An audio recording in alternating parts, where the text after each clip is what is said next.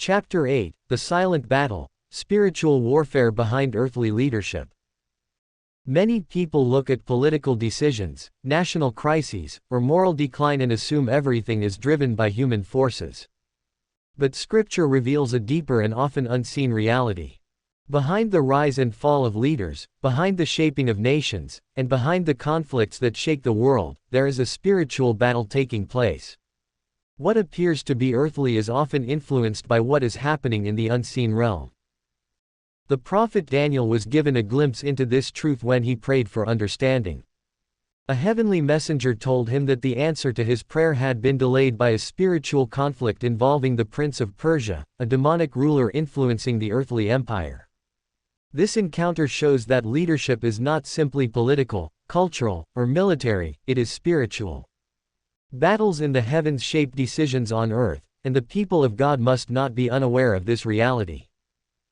The Apostle Paul warns believers that they do not wrestle against flesh and blood but against principalities, powers, and spiritual wickedness in high places. This means that the forces influencing leaders, nations, and governments are not merely human ambitions but spiritual forces that either resist or submit to the will of God. When leaders reject righteousness, they open doors for darkness. When they humble themselves before God, the influence of evil is pushed back.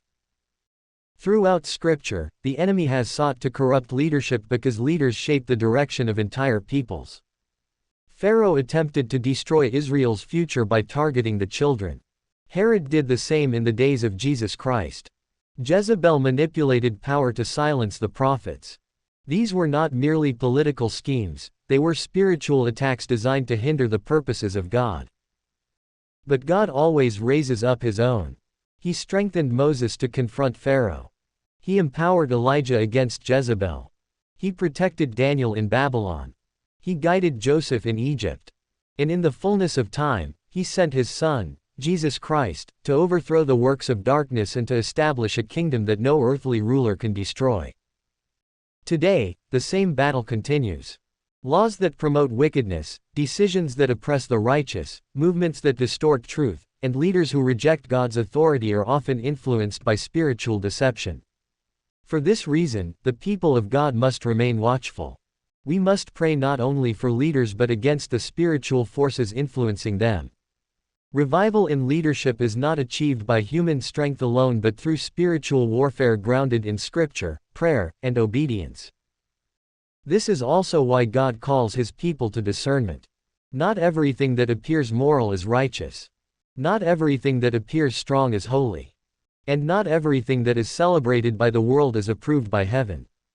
God's people must judge leadership by Scripture, not by popularity. We must pray with understanding, recognizing that earthly leadership is shaped by heavenly realities. In these last days, the battle intensifies. Darkness grows bolder. Deception spreads faster. But the authority of Jesus Christ remains supreme. His victory at the cross ensures that no ruler, no power, and no principality can overcome the plans of God. The Church must stand firm, fully aware that leadership is spiritual and fully confident that the King of Kings will soon return to judge every power, seen and unseen.